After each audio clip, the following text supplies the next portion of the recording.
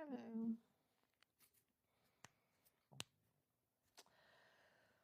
Okay. Happy Wednesday night. Nice. I'm hard of hearing. I have hearing aids. Typically don't have them late at night, but I will be simcomming for tonight. Um, anyways, happy Wednesday night.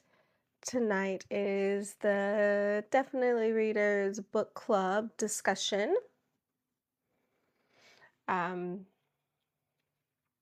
We will be discussing the books up here. It's Affogato. I don't know if I'm saying that right. The little bit hard. I think it's Italian, and I'm not sure how to say it. It's something to do with coffee. So it's also called, well, the cafe, the coffee shop in the book is called BrewBiz. And so, anyways, we will be discussing that one tonight. For the Definitely Readers Book Club, we read This Month is a Little Bit Weird. Desi will not be joining tonight or next week. She decided to take the holidays completely off. So she is not here for November.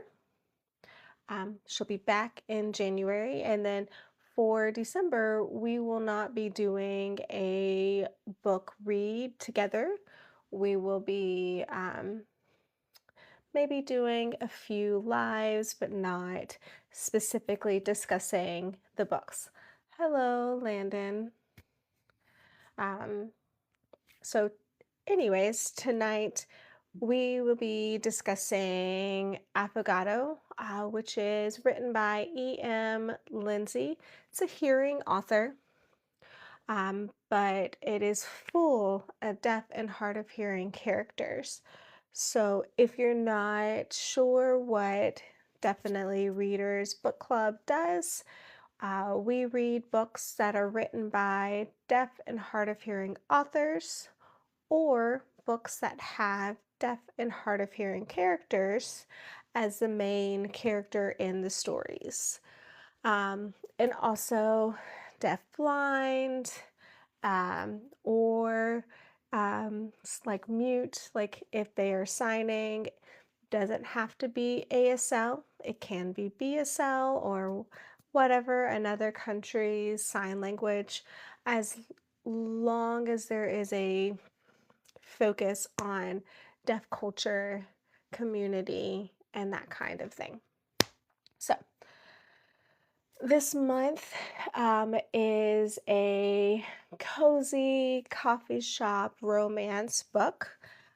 It is called Affogato. Again, for hearing people, if I'm not saying it right, let me know. That would be helpful. And honestly, it's a little bit interesting so far. So 1 minute. I am gonna look at my notes.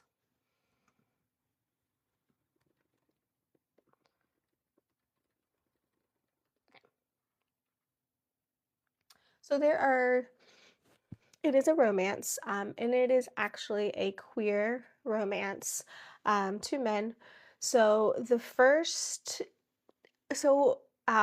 I didn't realize when the vote happened that it is a boss employee romance, which can be an issue with like a power imbalance. Um, so, maybe not, maybe not. So I am curious to see how it will play out. Hello, Heather. How are you? Hopefully you're good tonight. Like I am I'm curious about that. Like how it's gonna work because I really sometimes the like boss employee romance is fine and sometimes it's not good. But anyways, so the book follows Caleb. He is a deaf um, coffee shop owner, and he only hires deaf and hard of hearing employees. And that is because he wants it to be accessible. Or he knows how hard it can be for a deaf and hard of hearing person to be hired. And so when he set up the shop, he has it fully where it is a deaf owned business full of deaf and hard of hearing employees. And there is a scene in the book where it's some women, they come in the shop and they're being rude. They're refusing to use the signs, like sheets that he has to show like how to order or to write it down. And they're just like, no, I'm like refusing to do that. And they get loud and like they throw something at him. And I'm like, whoa, what? So that was an interesting thing to see in the book, and I like that. So that's Caleb. No, Caleb. I'm gonna use C. I don't know his sign name. It said he had one, but I don't know. It didn't describe it. Oh, I'm sorry you're sick and you have a sinus infection. Oh, that's awful. Hopefully you can rest and you're okay. Hey, Hope. Hope you're good. Um, I know I saw you commenting, and so I don't know like how far you read.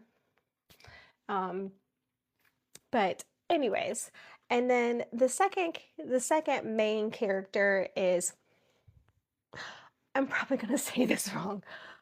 Bodhi, Bo Body. I'm gonna use B.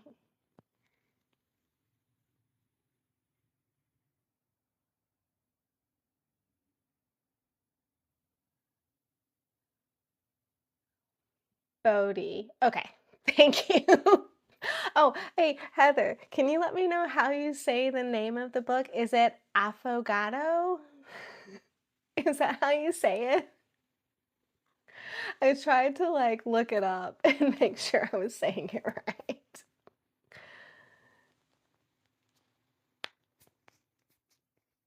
Um, Depending on if Heather is fine, we can stop at discussing chapter 7. Um, so anyways, the story, okay, that's what I think it's right, but just wanted to make sure. So the story starts with something awful. And it starts with Caleb uh, basically being dumped by his boyfriend Cameron, who he's a douche. Like he's just an asshole. Like he clearly has set it up to like break up with him and the most humiliating way. Like he is annoying, makes him come out of the coffee shop, and then with people like watching and then filming, recording with their cameras or with their phones, recording, breaks up and says that he's been cheating on him the whole time that they've been together. Like, and they've been together for almost 10 years, I think it said. Um, sound, Sounds good, Heather. Um, and so, of course, since people are recording, it is posted, and I think they said TikTok, which honestly, I understand it's a contemporary book, right? It's not like a fantasy, it's not future, it's not historical. So it's now. But I really don't like when they use some specific social media platforms like Instagram or TikTok. I feel like it's a little bit weird. Um, yes, hope. Just so I thought the funniest thing is that um, it said that, and of course, when they post it, I'm sure they will say something about how ASL is so beautiful because they're ignorant about what is actually being said in that time. Um, and that part that made me just cackle, and I was just laughing because it's it's so true. Like you can be having an argument and be discussing things and be signing and another like a hearing person who doesn't know any sign will be like, oh, that's so beautiful, and you could be really just calling a person an asshole um or anything. But yeah, so that's why I don't like using specific like, you know, Facebook, TikTok, Instagram because it can age the book really quick. Just use social media. Like you can just say like they posted it on social media because like who knows what social media will be popular later. So anyways, Caleb is broken up with in a horrific way. And when the Cameron guy is just like has a smirk on his face and like that he doesn't care. He doesn't care. I did think it was interesting later. Um, ooh, I don't know if this might be a spoiler. I don't remember what part of the book it was in, but later you find out that Cameron is like a legacy deaf. So the interesting thing about Caleb that you find out is Caleb and his brother, Ren, and off topic, I felt like the names didn't really fit because Ren is such a unique name, and then Caleb just felt like a name. Like uh Bodhi and Ravi felt like they fit as brothers. But anyway, that was just I don't know, that was just me specifically. Anyways, both of them are deaf and they have a hearing family. Um, they both got cochlears, and sometimes it does happen. A cochlear can fail, and it doesn't work. Now, normally they will try again, but it can get expensive, so maybe they couldn't do it again, and like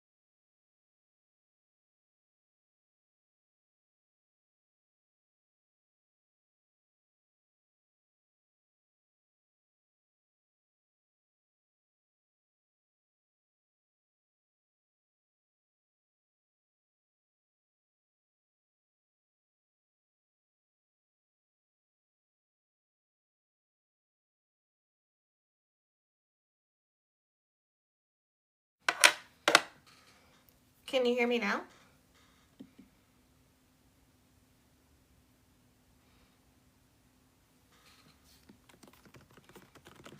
Okay. It looks like my mic was not charged. So, we're gonna be using my iPad sound, which means there might be some background noise, so sorry if that happens. But thank you for letting me know.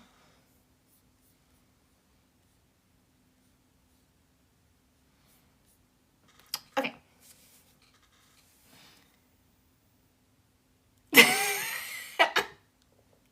Alright. Heather, right. It's fine. It's fine. My name is KT James. I am hard of hearing. So I am simcomming, which is signing and speaking simultaneously. So it is not using ASL fully. It's ASL words, but it is English grammar. So, and I do normally speak on live so that it is accessible for both hearing and deaf. So thank you for letting me know that you couldn't hear me. Hi, so I'm going to pause on the book discussion to answer Destiny's question. That's a really hard thing to ask. And there's a reason why most people on TikTok would not, like, they won't give you a sign name. Sign names are very, very, very personal. You need to know the person that you're giving the name to. Like, this could be your teacher could give you one if they are deaf or hard of hearing. It can be a close friend. It can be a person that you're hanging around in the deaf community. They decide to give you one. They're not just a name that like matches your English name. Like, there's not a name for my first name is Carrie. There's not a specific sign for that name. So that's why, like, I'm not going to be able to give you one. I don't know you. I don't know your personality.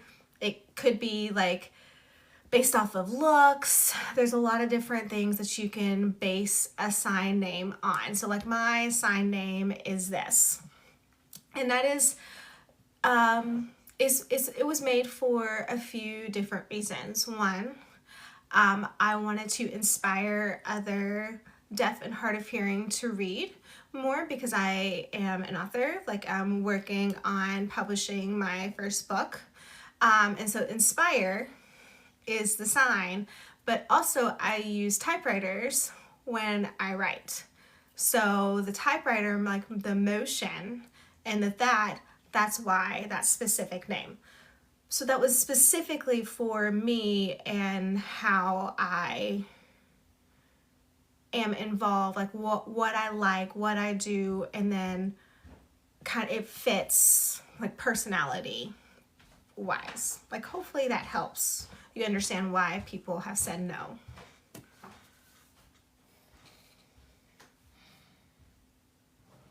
Yes, but Heather is, they're right. Like, you could get one if you are involved with like friends here on TikTok and they get to know you through TikTok. You can be given one.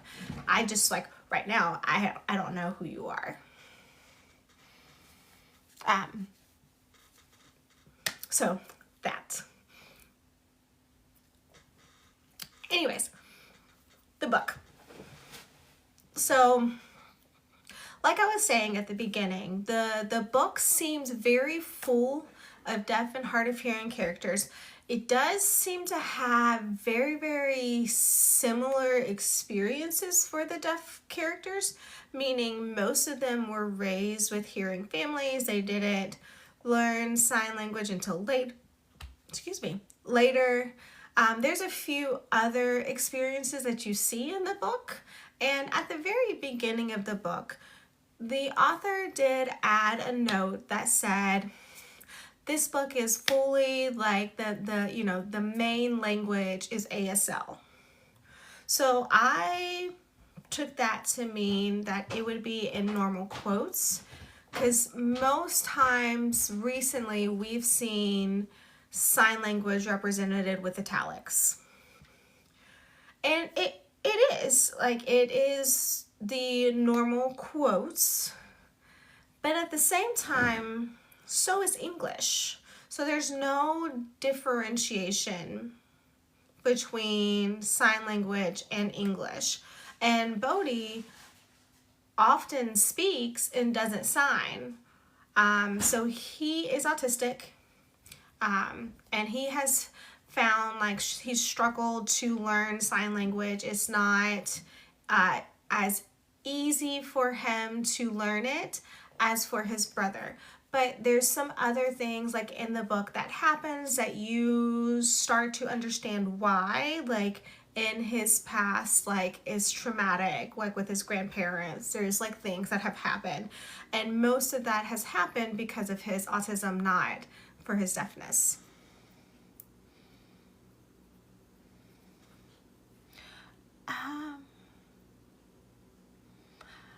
Hi, Kayla. No. So I am hard of hearing. I have hearing aids. I have been hard of hearing since I was around 3. I got sick, but I was already speaking, and then I did a lot of like speech therapy growing up. So it is very interesting. I read lips most often. I grew up in a hearing family, and I didn't learn ASL until late. I learned it in college. So, that's now almost 20 years ago now that I started learning sign language. But for, the first 18 years of my life, like I was speaking, I didn't have access to sign language, interpreters, nothing like that. So I was raised hearing, which is the experience that Bodhi and Ravi in the book have had, and so did Ren. So that's why.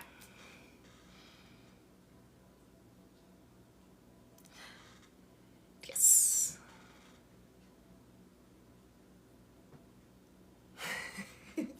Okay. So the book. So in the first chapter, we have read, and it is literally the breakup and a viral video of the breakup, which is so okay.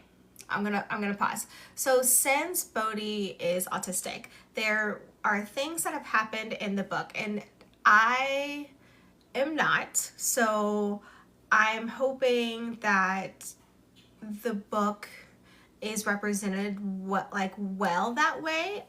I don't know. It seems like it was. It also seems like maybe the author had some sensitivity readers. Like if you read the note, like it seems like she had people like go through the book to make sure that the representations were well. I will say that I have really enjoyed so far. There's a lot of deaf, like ASL, like slang words, which is interesting. She's not using it the same way, or they're not. I don't know if it's a girl or if it's a female or male author. I think it's a female.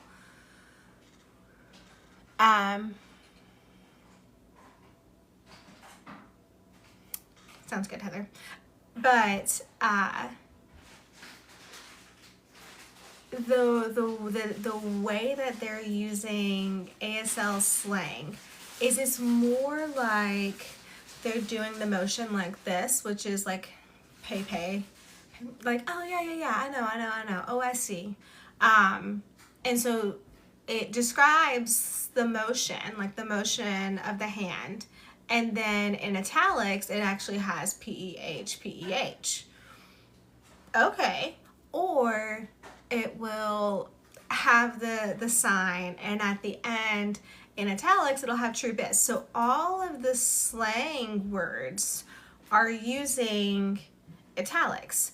And the author described in the beginning, they said that for the deaf signs that don't really have an English translation, because they said that they're using translation, not transliteration, which means they're not using word for word the ASL sign. So they're not saying store or like store I go. They're saying I went to the store.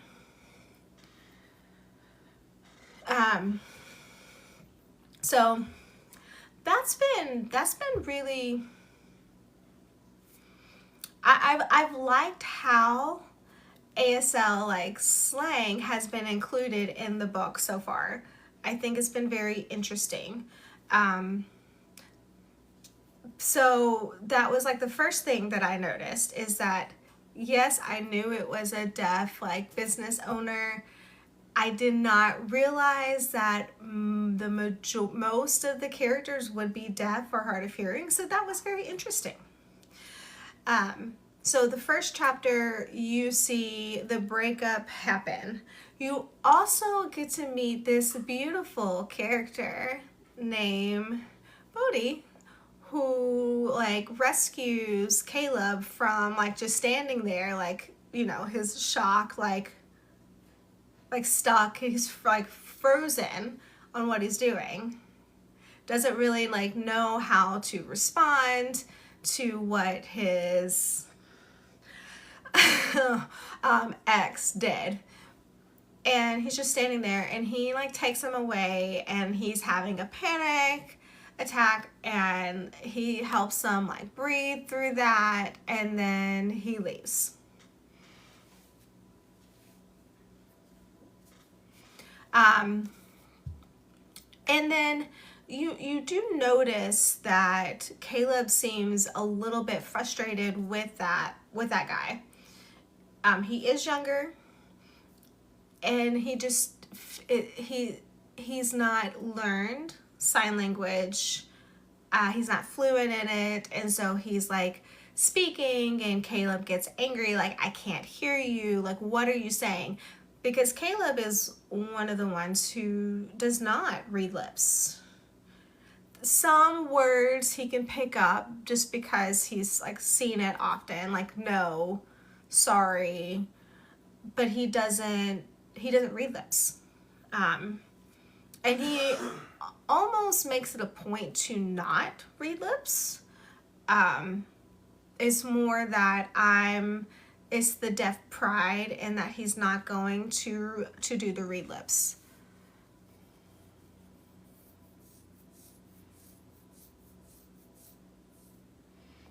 Hope I'm reading your comment. Oh, so your comment about the more successful twin means that you relate a lot. So the second chapter, I think, was Bodhi's first chapter. So it was a little bit, for me, a little bit complicated trying to figure out. There was no like indicator on Kindle, which chapter is whose. So like after the first like sentence, okay, I think I know whose chapter this belongs to.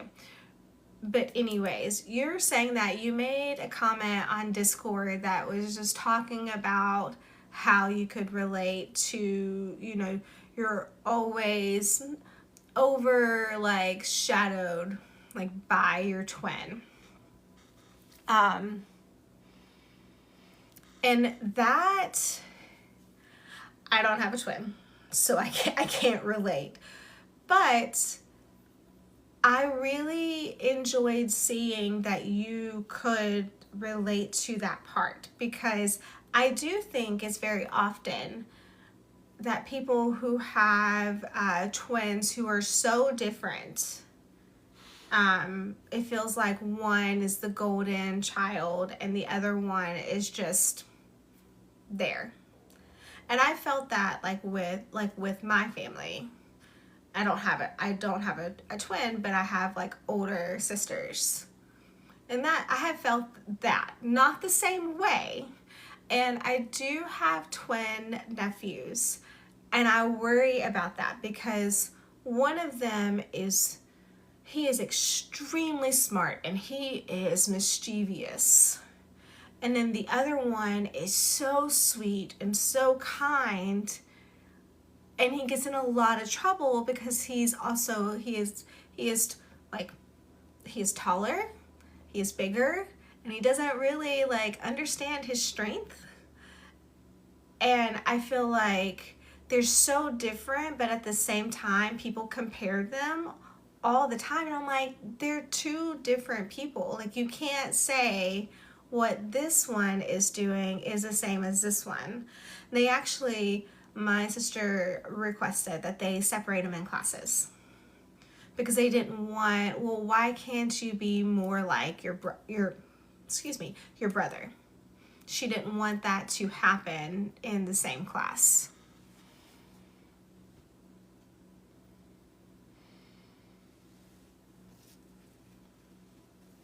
I'm reading the comments. And I would almost say that he is a little bit that neurospicy, I feel like. But he is not diagnosed. I'm looking at my notes.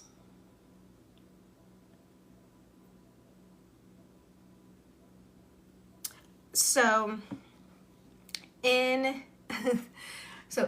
the second chapter, you see Bodhi, you see a little bit about his life, about his brother, and how he just feels like he's here and like everyone else is here. So he just feels like he can't really relate, he doesn't fit in. And he was hoping that when he learned sign language, he would fit in, but since he didn't learn it as fast as his brother, and like he doesn't really like socializing, he has like panic attacks, he gets really, really anxious, he's autistic. And there are like times that he has to he was like stimming with his hands, and the way that I imagine he's doing this, I don't know if it's right, I could be wrong, but when you're signing and when you can't remember a sign that you need to use, you like, this is a very in English, and I feel like that's what he's doing, because you notice like some of the, like Caleb does it and Luke has like looked down to see like what's he trying to sign. So that's how that I'm feeling.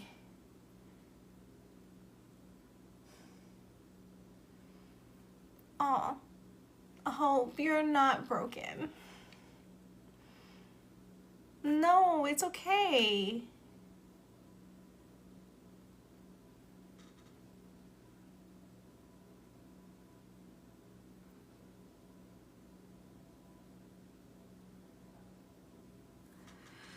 Hi, Danielle. I'm happy that you're learning ASL. So there is actually a girl on here who is deaf. She has a cochlear. Her husband is a coda, and they do live every night. Like, it's every night, and she's teaching ASL. I can't remember.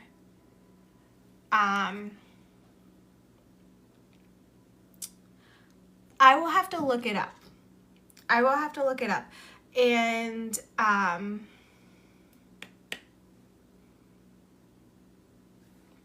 Oh, I saw it the other night. I don't know. Hope or Heather, have you seen that deaf teacher on here? She's really sweet. I can't remember. But there are a few.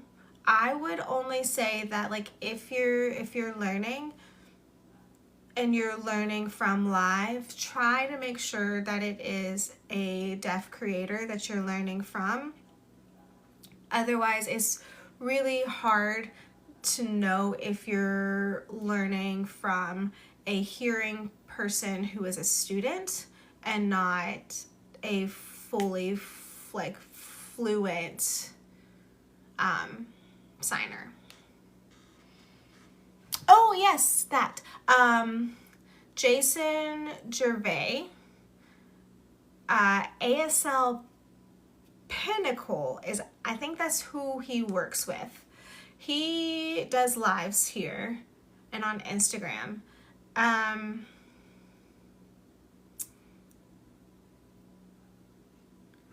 Those are the two that I would say that I know for sure do live teaching.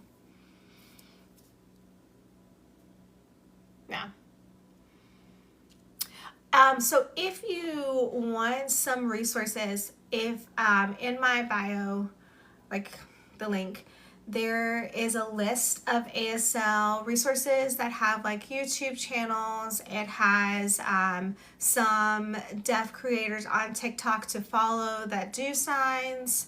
So I have a whole list of people. I will find that one specific creator I'm thinking about, and I'll add it later tonight to that list.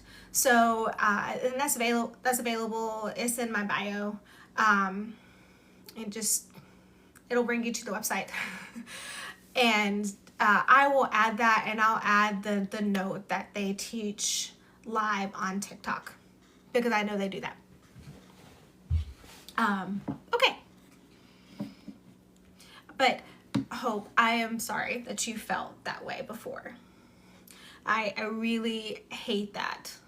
I will be honest, I feel like most of us who are involved in the book club, we have felt that too, just because we just don't fit in. But I feel like you have had that like worse with a successful twin, and then you're feeling like why can't I meet her? Like, why am I compared all the time? Like, I wasn't really compared all the time to another person who was in my life right there. So, but thank you for sharing that information. So in the second chapter, our little group of oddballs, yes, that. In the second chapter, so on page 22, it says that, Bodhi just didn't connect with anyone at all. And it hurt to know that Ravi wanted to fix him like so damn badly. So that was two parts on the same page that but it just made me feel like, there were times so far in the book that I just want to shake Ravi, because he knows his brother is autistic. He knows that. And some of the things that he just did just didn't make sense to me, as a sibling with an autistic. I'm not. Maybe I would do it. I don't know. I don't have that experience, but I would hope that I would understand that going later in the book, pushing him to do something that's outside of his comfort is not going to be helpful. It's going to make it worse.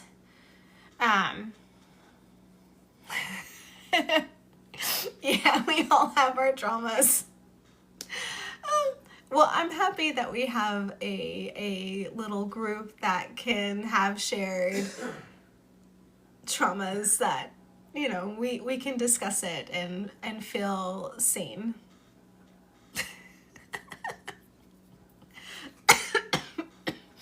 Excuse me.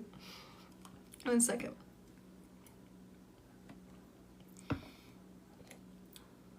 Okay.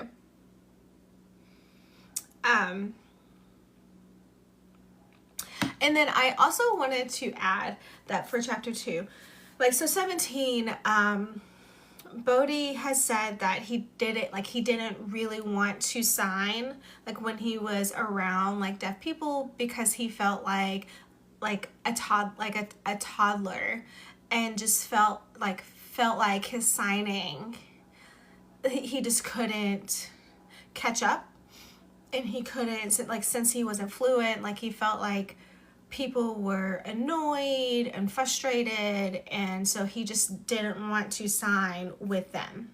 And then also, he didn't want to sign when, like, hearing people could, like, see him, because then he felt embarrassed because they were just, like, staring and just being like, watching him, like, sign, probably saying, oh, this is so beautiful, ASL is a gorgeous language, which it is, that's not a lie. But you can be just cursing and people would think it's beautiful. So I would say that I understood that part, because when at the very beginning, when I first, so this is actually interesting. When I started in college, I was fine. Signing, no problem being around people. Even though I was learning and I would make all the mistakes, it was fine. It didn't bother me. I didn't care. I finally just felt like seen, and that I could enjoy the language. And then I moved. Well, I graduated college and I moved to work, and there wasn't a big deaf community there, so I wasn't continuing with learning more signs. Like, I was, like, stagnant. Like, I didn't grow. I still signed, but it was just every so often. Wasn't enough. And I wasn't hanging around. And then I moved back, and I started going to classes again, and that's when I felt awkward.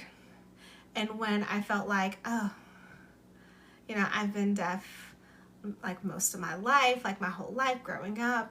I didn't know sign, but I should know sign. Like, I started learning, like, 7 years ago. Why am I not better?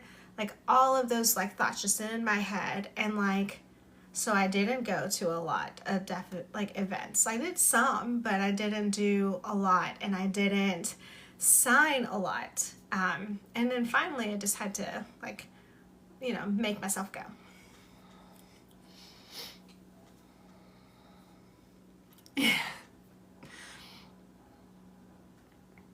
So sometimes, and maybe this is the wrong thing to do, but sometimes, especially, like, if I'm out with, like, interpreter friends or deaf friends, and we're just, like, sitting and we're just chatting, I will 100%, if I see people, like, just, like, staring at us, 100% just start talking about them and being like, oh, talking about, like, what I'm seeing, and, like, just not really making fun, but yeah, a little bit, like, okay, I don't listen in on your conversations by lip reading. Like, I'm not watching you to lip read your conversations. Why are you, like, staring at me? So I'm not gonna lie, I do, like, make fun a little bit, and I just start talking about them, and my interpreter friends and deaf friends, we all do it, and it's just funny. So that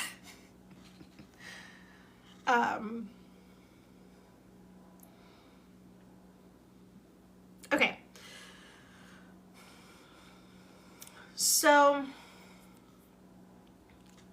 the next chapter 3.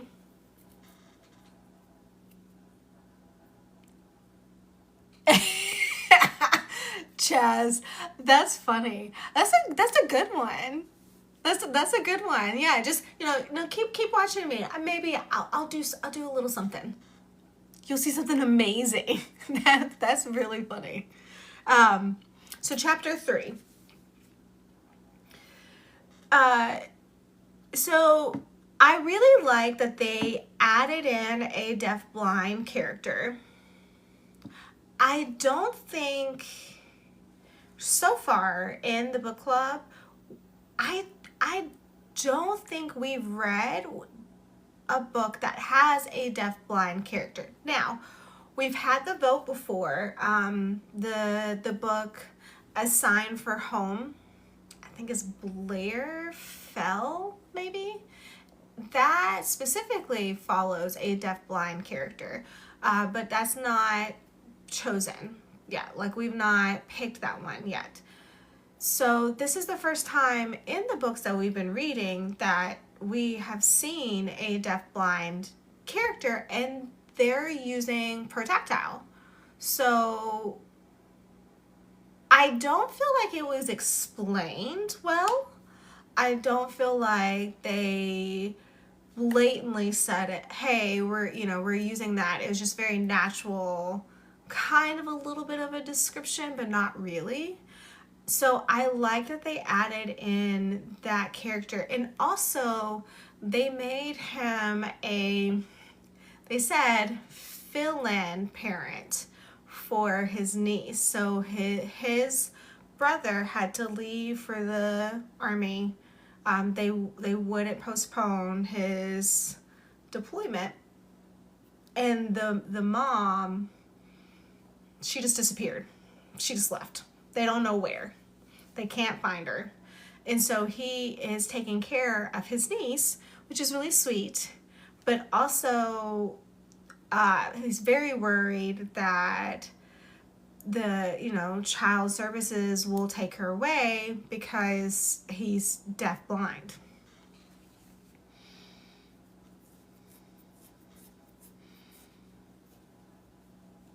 Oh, that's funny.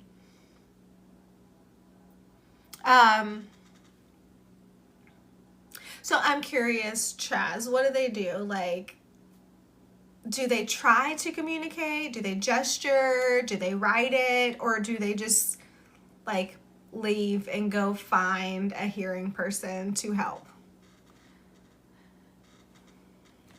I'm curious if you're still here. I don't know. But yes, Hope, it's really nice to see that they added that.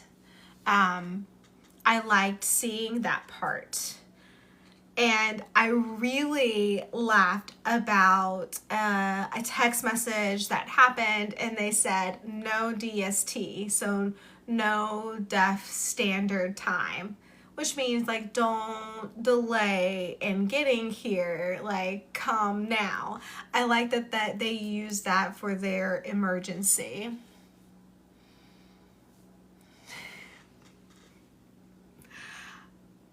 I think my favorite thing that I just laugh at is when a person is talking to me and I say, oh, I'm sorry, I couldn't hear you. Like, I'm hard of hearing, I'm deaf. It depends on if I have my hearing aids. Sometimes I need that break of not having my hearing aids in, or how much I'm feeling like I could hear that day. Depends on what I use. But when they just start talking louder, like, not gonna help me. Like, sorry. That's not gonna help. Like every time I cackle and I'm like, not gonna help. You can try again. Yes, I was saying earlier, I do work from home.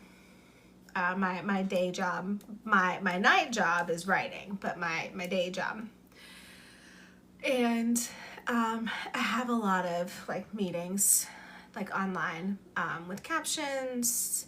I've requested an interpreter a few times, but I have my hearing aids in all day. So normally by the time my kids get home, my hearing aids are off for the night. I'm done.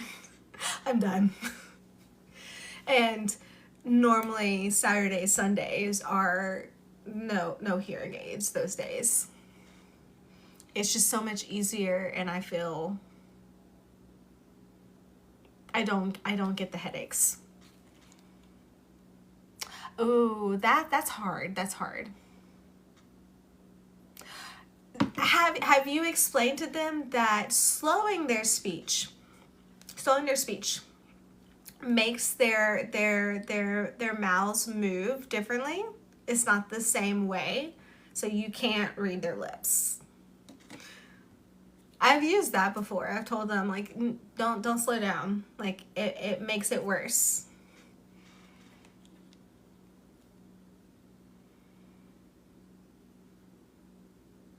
Oh, thank you for the rose. Um, I will say in this book, they do they say voice on, but they use like pointed to the ears for hearing aids to be voice on when they want to say like to speak. And so I feel like they're using voice on for both speaking but also for hearing, because Bodhi has hearing aids and so does Ravi, and Ren has a cochlear implant. Um, and so they're saying like voice on or voice on for hearing. And I felt like, okay.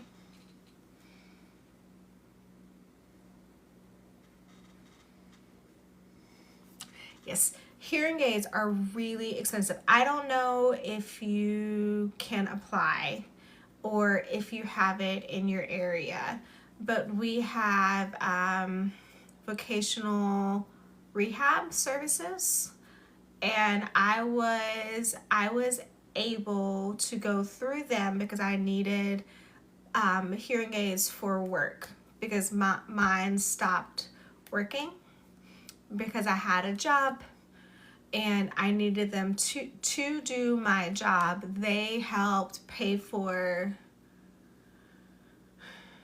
they paid for almost half for my hearing aids. It depends on your W-2 and how much you make, really. But they normally don't do less than 30%, but they don't do more than 70% pay to cover the hearing aids. So yeah, look into that, because until I moved to Alabama, like where I live, I didn't know about it. But they had it in the other places. I didn't know. And so I just contacted the deaf services, and I had to go in for an audiologist test again, and then I had to fill out a form and then I had to give them one of my my pay slips or my W-2, depending on which I had at the time. And then I had just an interview why I needed it, really, just to make sure that my form was fine. And it took around 2 months to get them, but I mean, it was easy. It wasn't a hard process. I was a little bit disappointed I didn't have more covered, but it did make it affordable because I knew I couldn't pay for a full price. So, and my insurance did not cover. Don't talk to me about insurance, because my insurance would cover 30% after I met my deductible. But by the time I would like meet that, and then I would have to pay 70%, I was already going to be paying for the full, almost the full price. Like there would be no discount. And so I went through VRS instead. And so I didn't have to meet a deductible.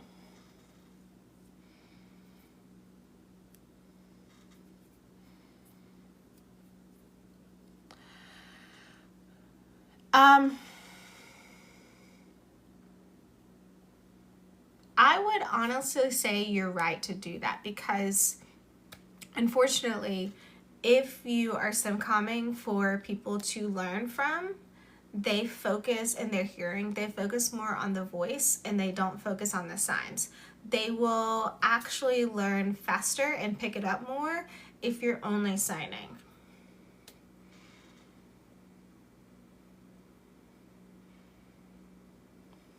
Yes. So, Hope, they said that most insurances, I've had two different ones and neither would cover. And and it said that hearing aids are optional, you don't have to have. But glasses are not optional. Which made me laugh. I'm like, okay, that's fine. They can be optional. Like I could sign instead. And they're like, no, you can't sign. Like you need to speak. And I'm like, then hearing aids are not optional. Like, okay. Yes, therapeutic, so it's not covered. That's true. And they will only cover either glasses or contacts. Like you can't get both. Which I will personally add that like now I can't use like contacts very often. I get dry eyes now, but I used them growing up until I went to college. I played a lot of sports, and so I did not wear glasses. It's also really hard to have glasses and hearing aids at the same time, and I had to get used to the feeling. Now most times it's fine. Sometimes it hurts and I get like ooh, that's not how you spell that. Callus? I don't know how you fingers. I don't know how you spell that. Callus. Oh, double L's, right? Anyway, from both. So, yeah. I also just go through Zenny or something like that normally because they're cheaper for glasses, and I use it to get some contacts that will last me like 2 years. I am curious if that is why I've been getting headaches, is because of both. And normally when I start to feel a headache, like starting, I will take my hearing aids off or I will put my glasses up, and depending on what I'm doing at that time. But I am curious if that is a reason behind it. Oh no. Oh, because of this dyslexia, right? So that it helps you for reading.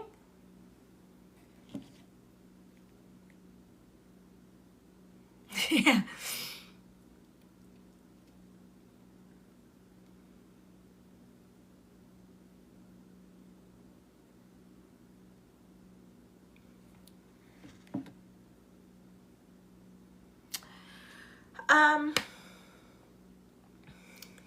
Yes. Hi, Christian. I'm happy that you are learning ASL. So, both. Okay. Okay. Thank you, Hope.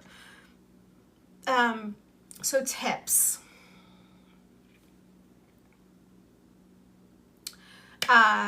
It's okay to slow down to sign.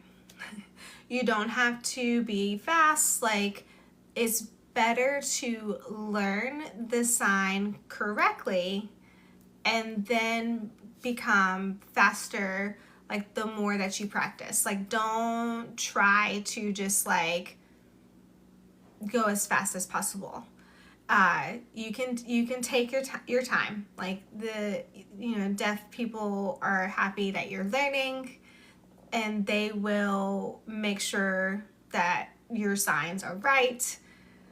So just make sure that you're practicing, and also go to deaf events around.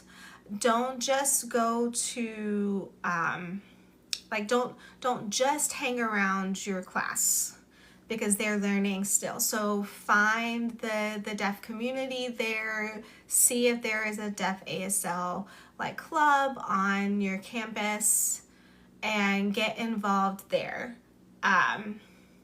When I'm driving, I still to this day, I will fingerspell a sign as I'm passing it to see, and so I'll practice my finger spelling that way. So that's a fun way. If you have friends in the class, a fun thing to do would be to use like Marco Polo. It is a video app, and you can send messages back and forth in sign. So that would be a fun way to practice as well on receptive and on signing. Making sure that you are voice off when you're practicing. So like, if you're signing in class, like, try to be voice off, and if you don't remember the sign, just fingerspell it. It's okay. Oh yeah, we here we have once a month we have it's called silent dinner, and then we have a deaf coffee hour. I think that's every week. There is an ASL game night, and our local Deaf Institute, they do all of these.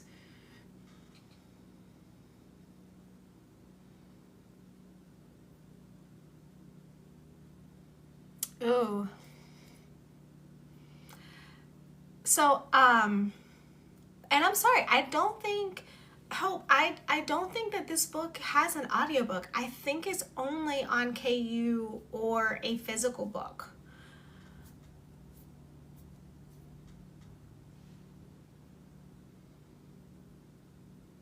Yeah, finger spelling, Chaz is 100% correct. Like, yes, finger spelling is the most important, because if you can't remember a sign, you can finger spell it and it's fine. And normally the deaf person will show you.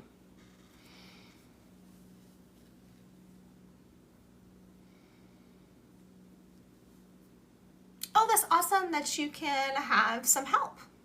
Sorry, I'm reading comments. Yeah, like, you can practice with your family. That's amazing.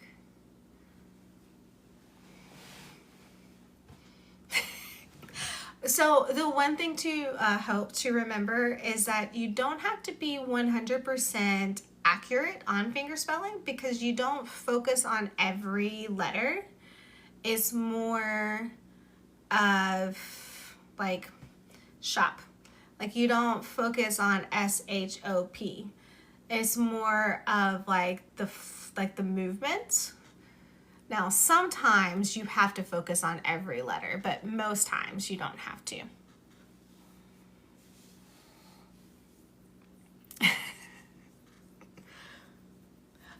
dog knows we do sit instead of sit. We do sit, we do stay, we do beg, and she will do all of that. Well, she has a hurt leg now, so she can't do the beg. And we do no, and she'll we'll do stop, we'll do finish when we want her to stop, and she knows signs, so it's really fun to do that.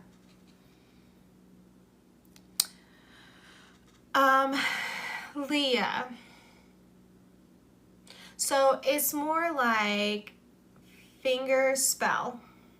Like if you're finger spelling everything, you're not going to do FINGERSPELL. You're going to just get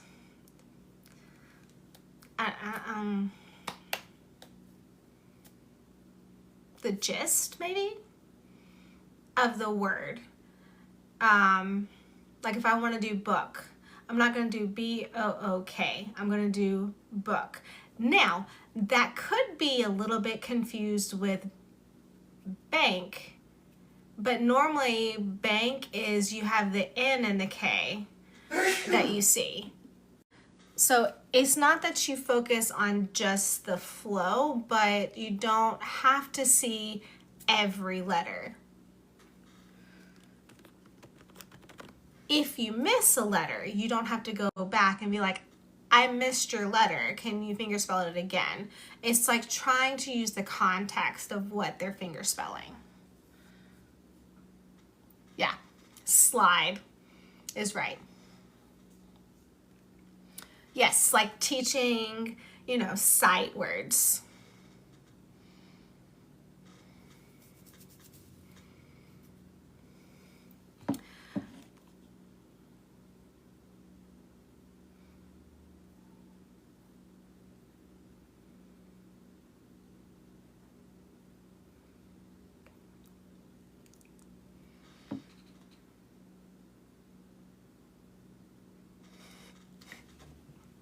I've done that before. It took me a long time to be more comfortable with finger spelling.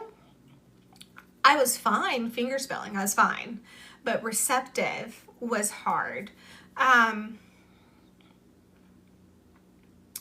Is it ASL Shop maybe that does finger spell? No, I think it's sign with a heart.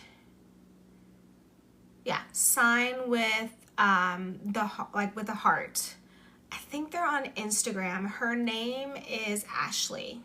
She does receptive practice for finger spelling every day, a few times a week on Instagram, where she finger spells it slow and then she progressively goes faster.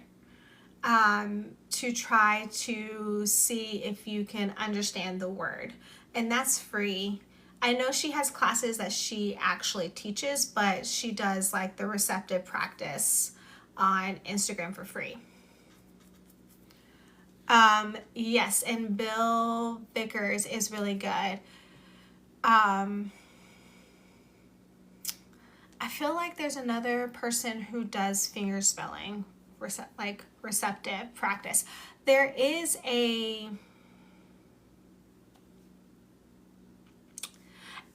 it's in my resources in my bio. It's on the ASL resources page on my website. There is a finger spelling receptive practice, and it is an online website, and you can set your speed to be like turtle, whatever, slow, fast, and that's actually a really good one to do because you can watch it a few times if you don't get it immediately. So that's a good way to practice if you wanted to practice that. Okay, we can go back to the book. I don't remember the name of the website. It is linked in my website under the ASL resources page, but I don't remember the website address.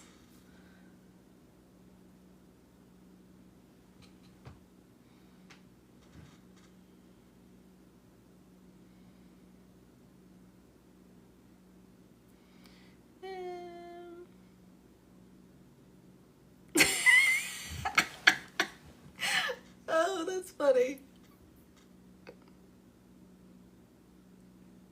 Yes, it can be. It can be.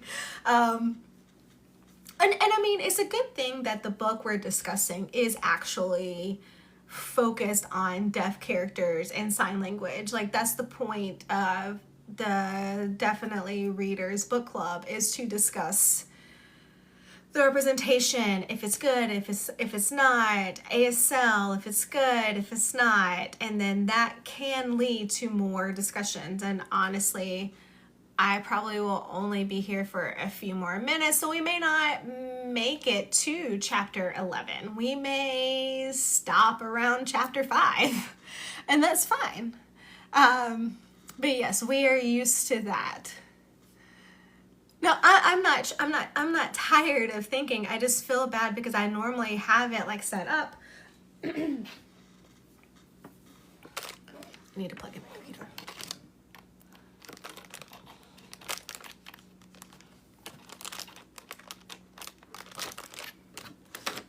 Plug in. There we go. My computer was dying. I normally have like my website so I can see it, but I am a little bit off tonight. And Leah, that's amazing. I'm so happy that you're learning.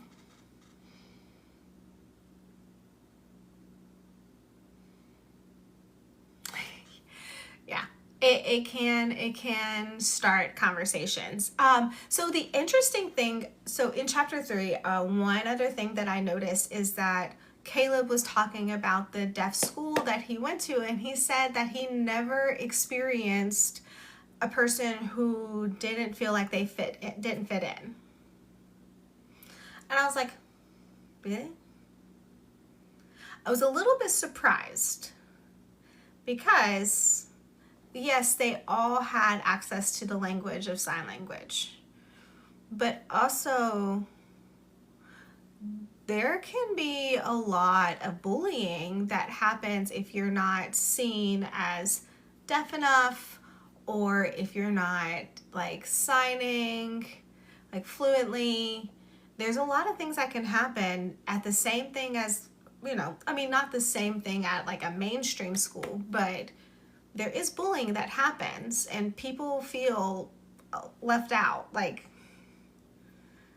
and then later it does discuss, chapter 7 maybe, that Caleb didn't stand up for people who were being bullied in his school because he didn't want to get bullied himself.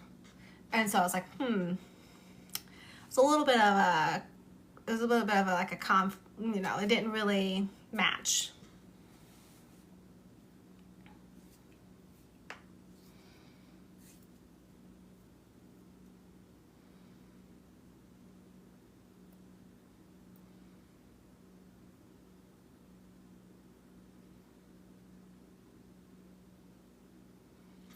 Yeah.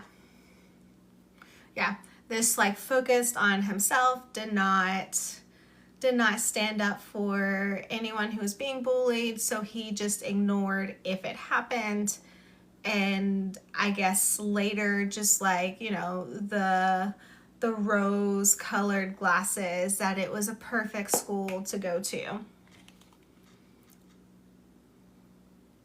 But I will say that, and I don't know if it was the breakup in the book, but he was kind of mean. Caleb was kind of mean. He does improve. He gets nicer. Yeah, being passive and not supporting or saying, you know, stop, like, just leave it alone. That can be just as harmful, and people remember that too, not just the people who actually hurt you. Like, you can remember everything that happens.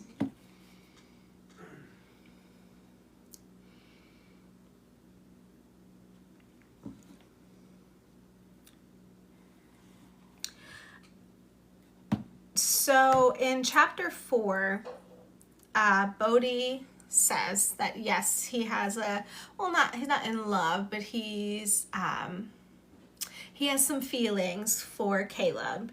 And I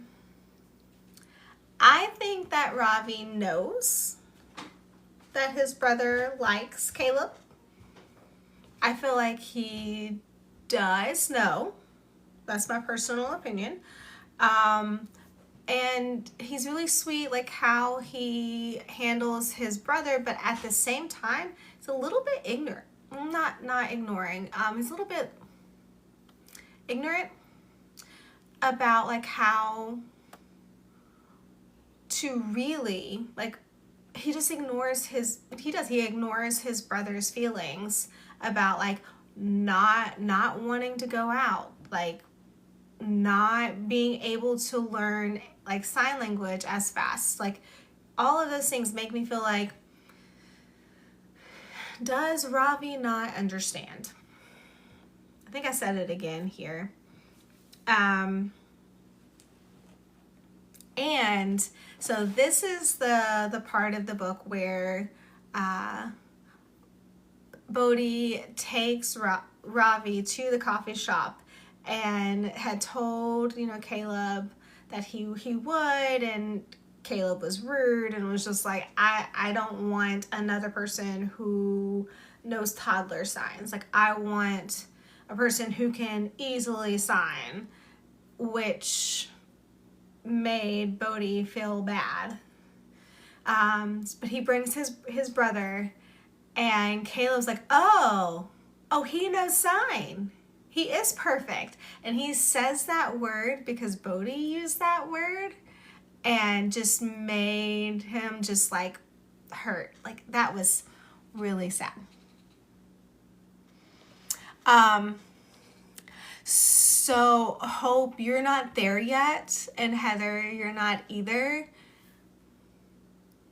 Yeah, we're not gonna discuss it tonight, but he made me really angry in a later chapter.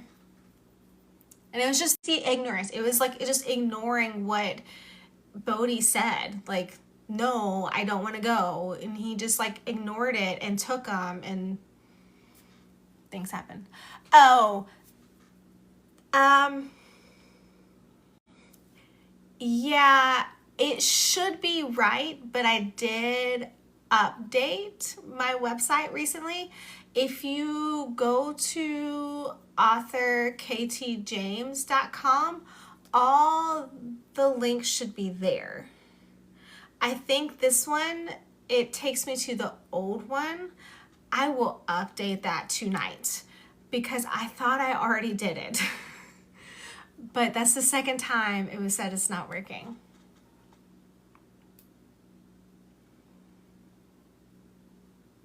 So I am curious about Hope and Heather. Like, do you feel like that is a normal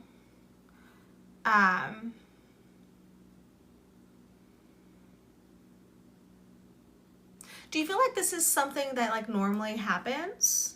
And I guess if anybody here knows or has autistic children, like, or is autistic themselves, if they have people who feel like if you just keep pushing forward, it will get better and they will do it later. Because I feel like that, like what you said, Hope, about that he just wants them to keep going, and it'll be okay if he just, forces him to do it. I feel like that's the wrong, route to take. That's a personal opinion. Like, but I feel like that's like how he was written. Like, if I just keep doing the same thing and pushing him like outside of his comfort zone, he will be okay. And I just feel like, oh wow. Okay.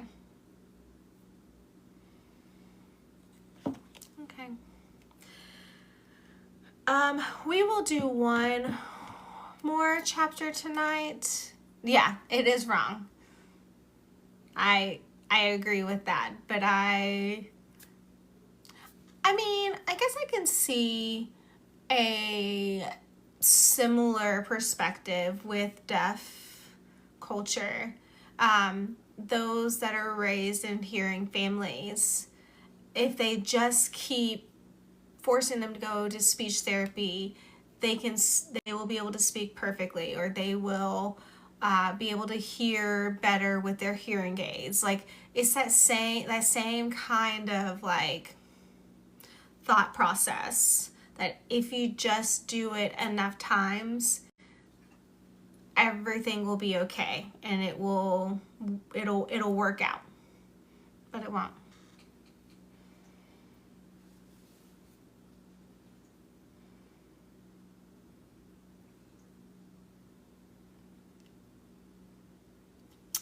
So, Barbie, Heather answered a little bit. I'm simcomming, which mostly is ASL words in English grammar, but also if it's the subject, if I give it the subject, I will use it.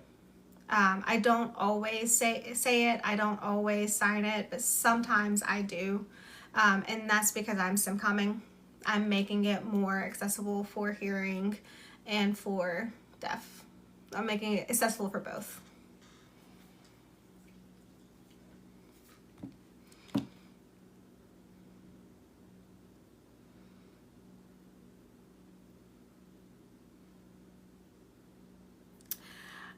So chapter 5. We're gonna finish with that one and we'll just catch everybody up later. So chapter 5 had a very interesting scene where there were some yoga moms. That's what they were called. They walked in the shop. And so this is remember, this is a deaf-owned coffee shop. Like, all the employees are deaf. They have signs that show you like how you should sign for what specific order, or you can write it down. They work with gesturing, but they do not speak. You can't do an order with your voice. You have the option to not order there. So anyways, Caleb he's had another bad day, and then he's got a headache, he's not eaten, and he has these moms come, like, they walk in the shop, and it felt like they were very, trying to think, like a swagger, like, in, because they had seen the recording on TikTok about the shop and the breakup, and so they came in and they're talking and trying to order, and he points to the side, and she says no, and she tries to speak again, and he points, holds it up, and then holds up a piece of paper, to see which do you want to do, to sign, or do you want the paper to write? No. And just starts getting louder and screaming, and his brother, who has a cochlear and comes out, takes that off, which I thought was perfect. I was like, oh, you took off your cochlear. That's hilarious. That's good. Takes off his cochlear. And it's like, what's going on? What's happening? And so he's signing, and the one mom, in the front, throws a cup at him. Excuse me? What? Why are you throwing things? What?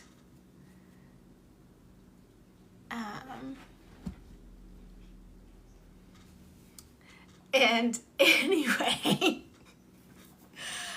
so Ren says, you know, like just leave. Like I will handle this. And he said, oh no, we're not serving them. He said, throw them out, basically. Like you can call the cops on them, but we're not serving them. He's like, don't voice nothing. They come into my shop now. And then he walks back, and at that moment, he had noticed that the AC was not working, and at that moment, water just, because his HVAC broke, which was fun. And then you see he's talking about he's gonna go home that night for the first time since his ex like moved out, and then he doesn't want to do that, but he doesn't want to he said couch surf like an 18 stoner, which I thought was funny. And then what happens is he confuses Ravi and says, you know, Ravi, not Bodhi. He confuses them, and then he gets like angry and he scares Bodhi, and then he gets upset, and he knows there's something that's happened with their grandparents, and that's like kind of where that left off. But he knew that he needed to help Bodhi like get out of that panic, and so he actually voiced. And you notice that he doesn't voice, and like Caleb actually voiced, which was, I thought, was a sweet moment, and I felt like, okay, I can see how that would fit his character, on trying to make sure that Bodhi feels comfortable.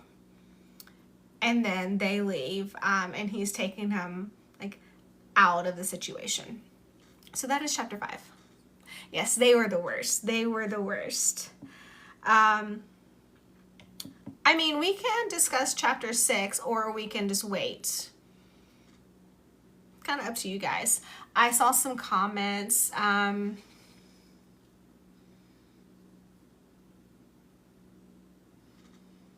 Allie. Do you mean study recommendations like book-wise? Do you mean like some tips on like what you should do? I would always say that go to local deaf events, like get involved in the deaf community. I would practice voice off in signing, and if you don't know the vocab word, finger spell it.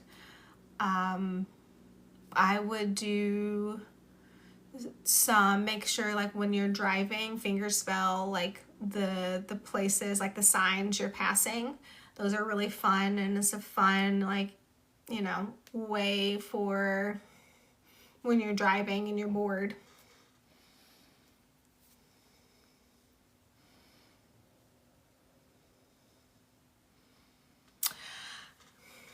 So, hope. I'm still worried about it. It is lightly discussed in chapter 10. You're almost there. But I don't agree with how it was discussed, and I'm hoping that it's discussed more later. I also am really curious. So I know that there is an age gap in this book. So Bodhi is 21. You have to assume that Caleb is at least 31, like, because he's been together with Cameron for 10 years. He owns a business, so he has to be a minimum age of like 31, right? 30 maybe? I don't know. I have not seen his age, but I'm assuming he's more like 35. I would say maybe that.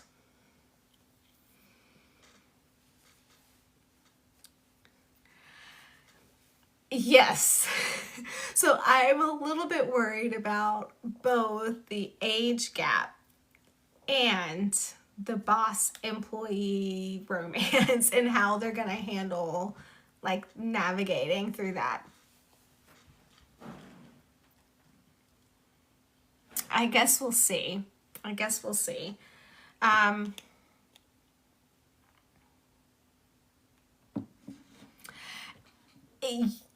Yes, and like if Bodhi was like 25, I feel like a 41-year-old would be very different. But he is like, he's still in college. Like, I feel like that. Just a little bit. And then at the same time, he's also, this is his first, like, he's not really had a relationship.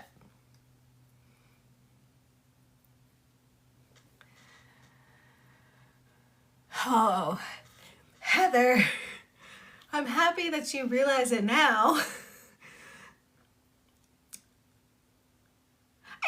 There are some people that have 20-year age gaps and they're fine. I just think a 20-year-old and a 40-year-old, or a 21 and 35, 41-year-old,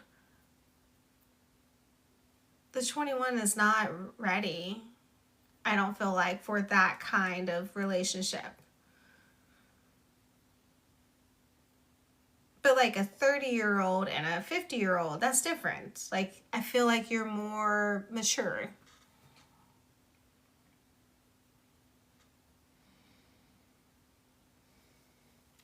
Very, very different life, like, stages. Yes, that.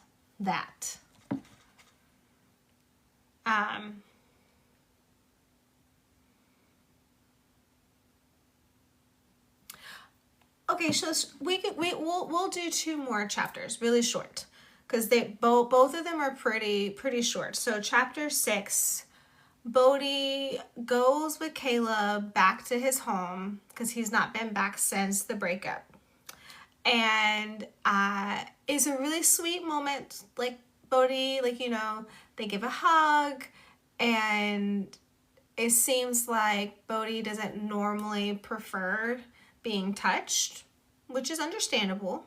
But he likes the, like, I think it says that most people won't do the kind of touch he wants, which is like a squeeze, like it's hard. It's not like the soft touch. And so I like that part. It was really sweet. I did say that, you know, Bodhi, he apologizes so much. I do the same thing, not as often, but I feel like Bodhi's apologies are a trauma response. Like, if he just says sorry before he does anything, everything will be okay. Yeah, deep pressures.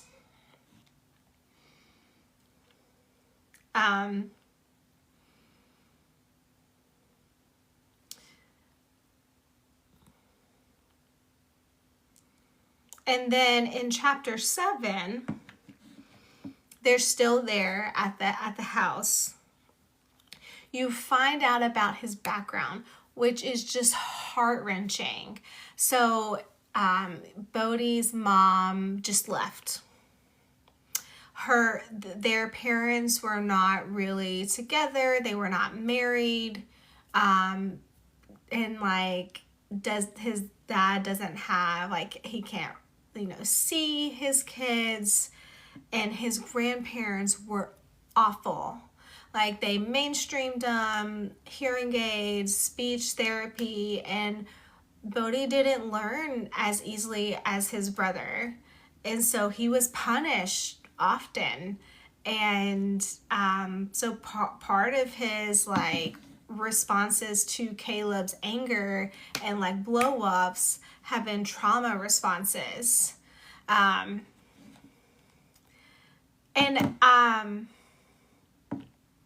I thought it was interesting because it was hard to see which were going to be more trauma responses and which were like more autistic responses. So I didn't know like which one it would really be, you know, like is it trauma or is it autism? I didn't know. And so that was an interesting thing to try to figure out. I did like that Caleb later is trying to like calm himself so he doesn't trigger the trauma response. So like he's like trying to calm like his like boiling anger at his grandparents, like trying to calm it down so he doesn't trigger Bodhi. Yeah. Yeah. I thought that this quote was actually, it was very interesting. So Bodhi said, why did people ask questions and then get so angry when they got the answers? And then the second part was, it felt both good and bad, like getting something he wanted for so long, but still wondering why he wasn't allowed to have it until now. And it's just talking about like how Caleb responds, not frustrated with him, but just like very like sweet and like patient in that. So so far, it's been, I feel like it's been a good book so far. There's been a few things that I wish was different. Like I want the English to be italicized since most of the book is in sign language. Sign language.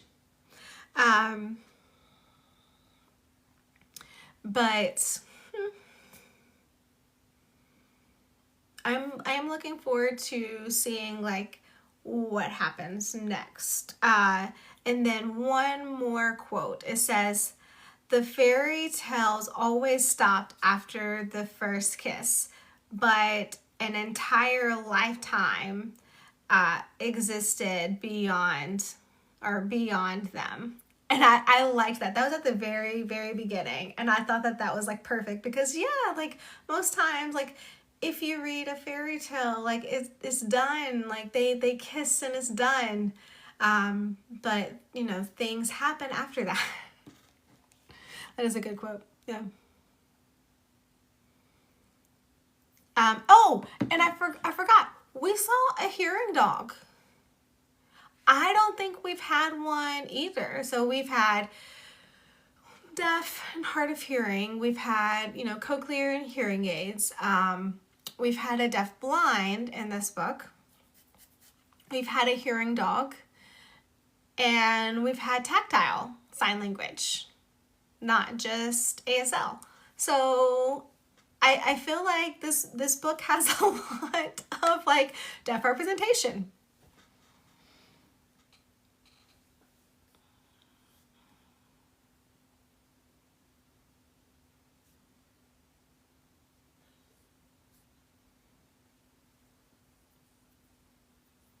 Lots of different representation.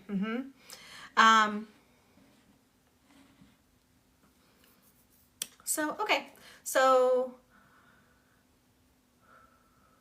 yeah, I will see if there's any last minute questions or anything, but next week we will finish the book because Thanksgiving is the week after that, and so we're not going to have like a scheduled live. I may do something, but that's going to be a busy night right before Thanksgiving on Thursday. So it might be a different day. I might try to do something surprise live. Maybe Desi will join. I don't know. I know she is taking a break for the holidays with her family.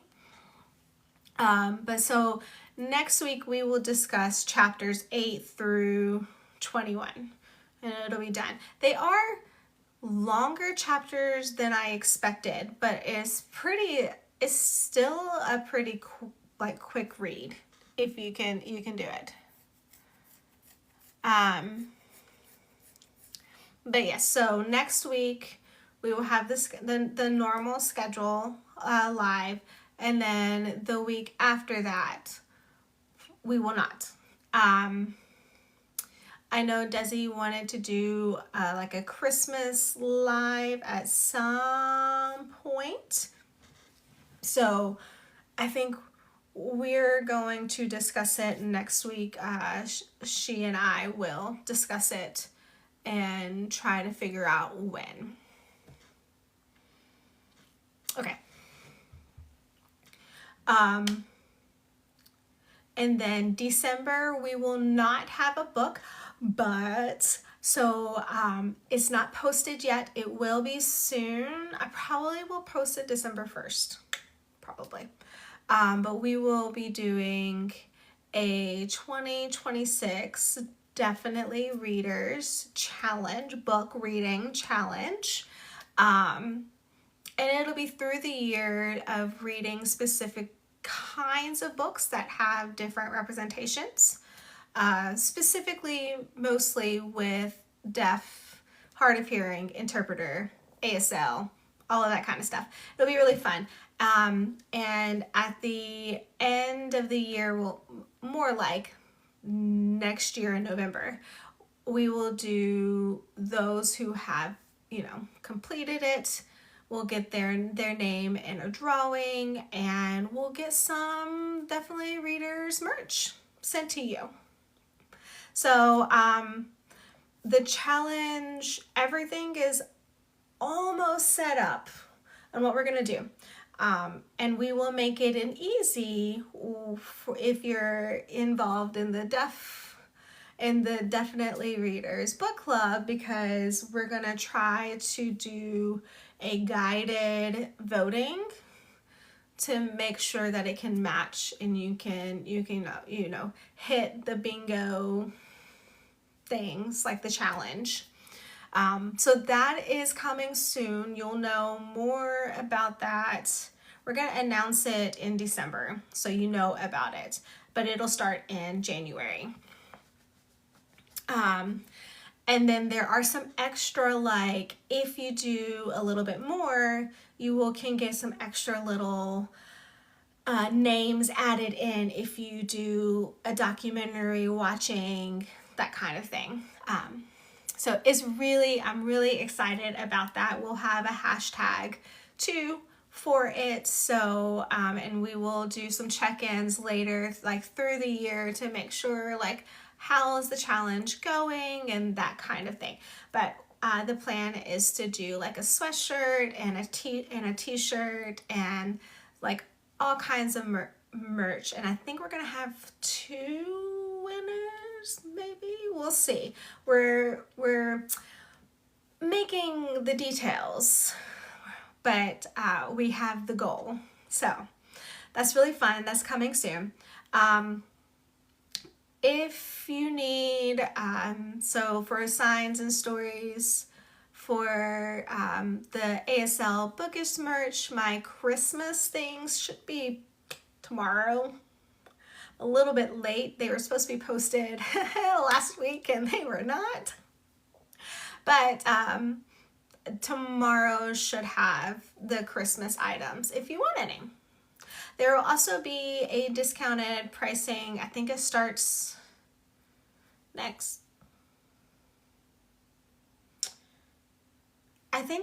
the week of Thanksgiving. And it's like 25% off. We'll have to see. I don't remember, but I will announce it. Anyways, yeah, that's. So any last minute questions? Hi, Ginger Snap Fantasy. Oh, I like your name. I'm happy that you're here and that you're learning ASL and you love to read. So Definitely Readers Book Club. We have a Discord channel. You can join us there if you want to join. We are reading this book, Affogato. May not say that right. For this month. next month we're not reading a book together it's just really busy with the holidays, so we'll be taking a break on reading together, but the chat will be live and working and a lot of people commenting. Hopefully I will be there commenting, and then January will come back with a book.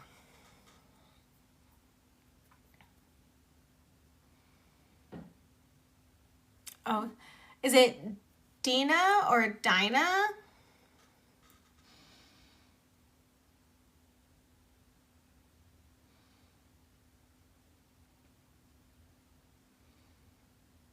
Dina. Okay, cool. But I will be soon closing this live tonight. We're normally live Wednesday nights. So next week we're reading, we didn't quite get to chapter 11 tonight. So we're gonna catch up and finish, since this is gonna be a short month with the holidays. So next week we will finish, we're gonna do chapters 8 to 21 for this book and discuss the deaf representation in the book. It is on Kindle Unlimited, and they have a physical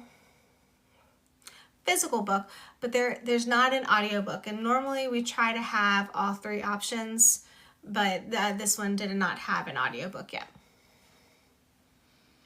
So anyway, for tonight, I'm going to be done. We're going to close it, mostly because I have to get the rest of the Christmas things listed in the shop. So I need to go and work on that for tonight. Anyway, hope everyone has a wonderful night and happy Wednesday, and happy reading, and we'll see you guys later. Bye.